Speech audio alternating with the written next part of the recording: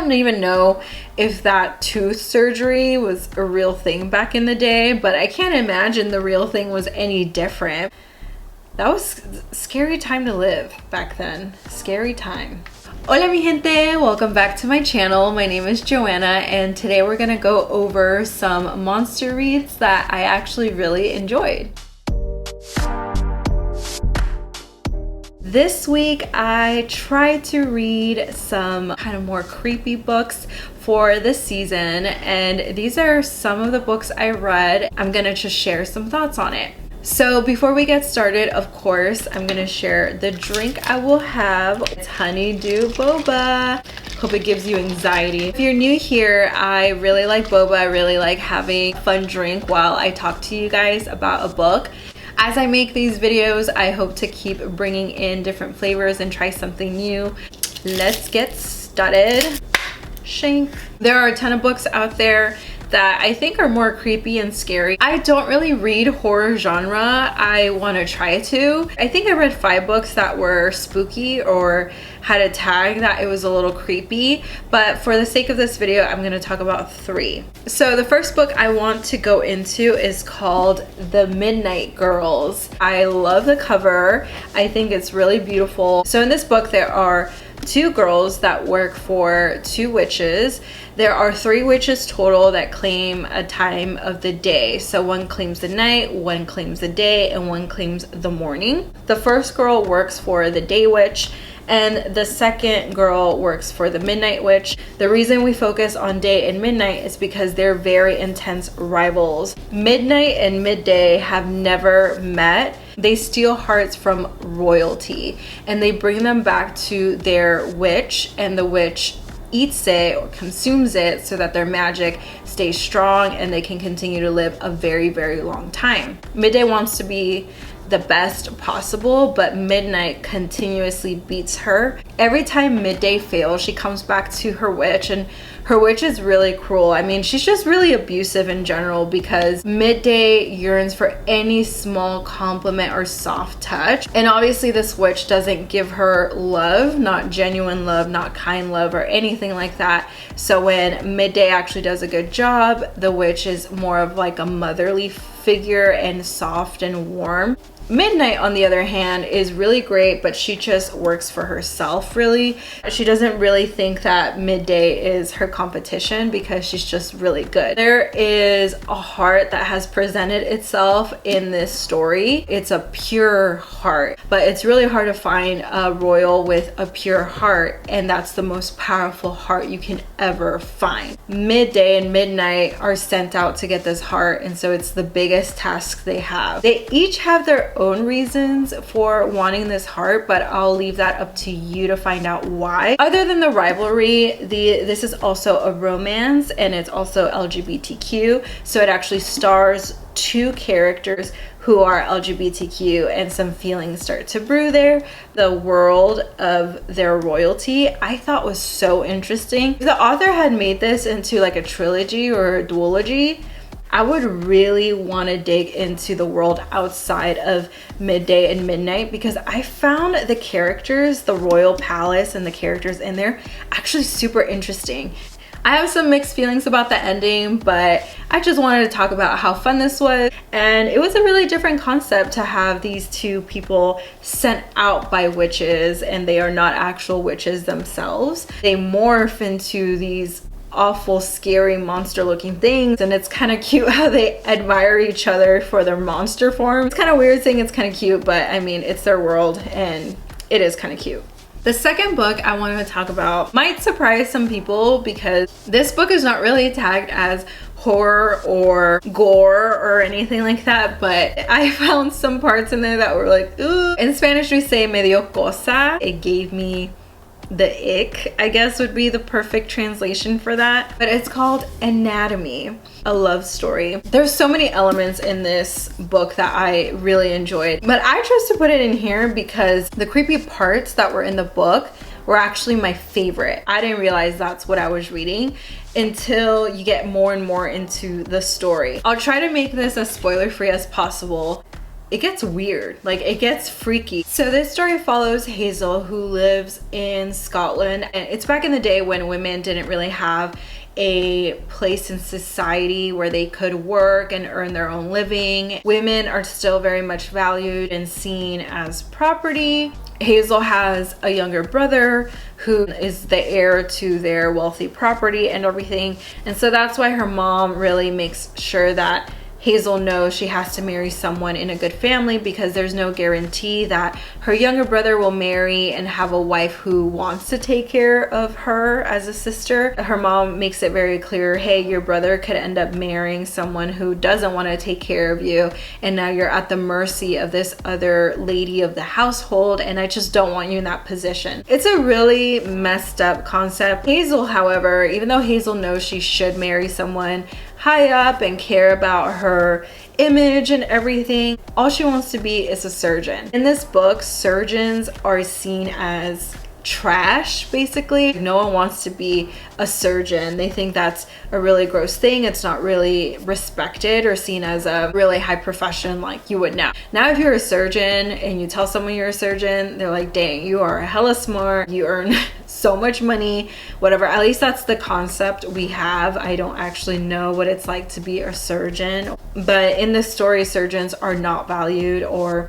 held to a high standard in that same way, or they don't have a really good image. So Hazel wants this gross job, and she's also a woman. There's just no way that's gonna happen. And she really admires this doctor in the book. Creepy things start happening in her town. People start disappearing or wake up with weird stitches or with symptoms that they can't diagnose, and there's no way to trace them back. So there is something really creepy going on in this story. It slowly unravels throughout the story. There's another character in here. His name is Jack.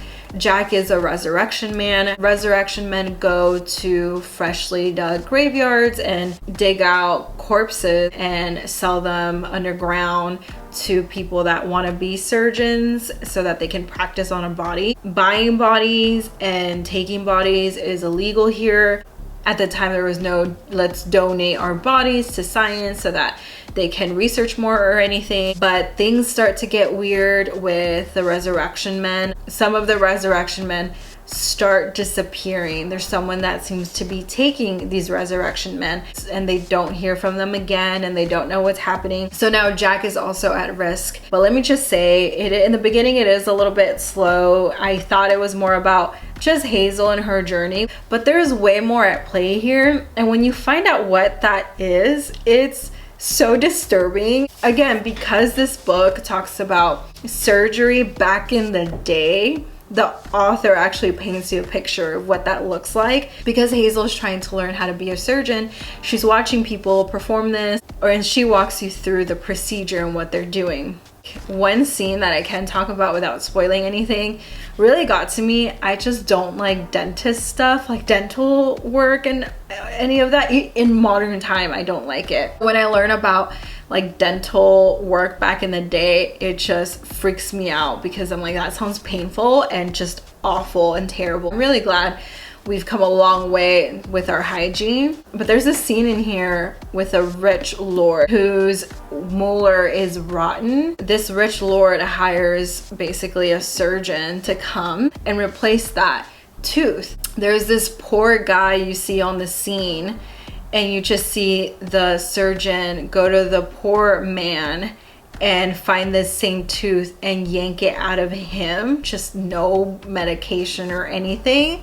He cleans it up really fast because he says they have to hurry up and insert it into the Lord's mouth right away because it'll take a lot better when it's fresh. Well, he cleans it up, he adds the paste and everything they need to it, and he puts it in the Lord's mouth.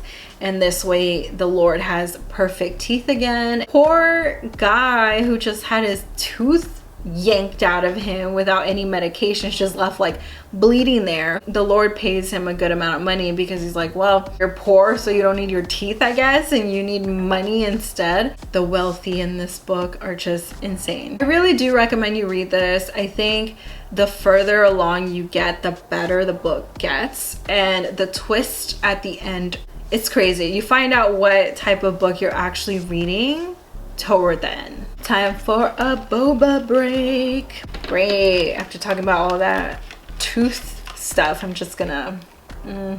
I'm sorry, but can you imagine living back in the day? Like, I may not like the dentist and everything, but at least now we have ways to numb so that we don't have to feel the pain and the procedure of everything. I don't even know if that tooth surgery was a real thing back in the day, but I can't imagine the real thing was any different. That was a scary time to live back then. Scary time.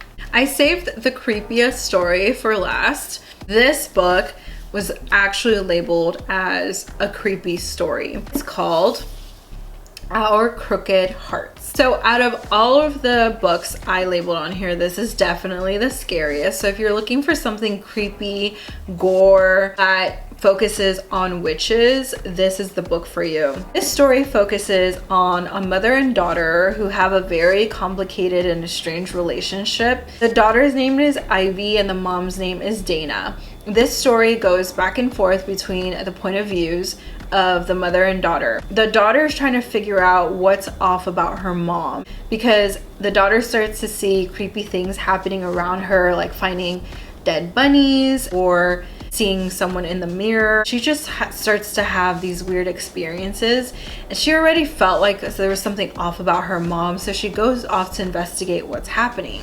When we read Dana's point of view, Dana is actually the one revealing her backstory to us.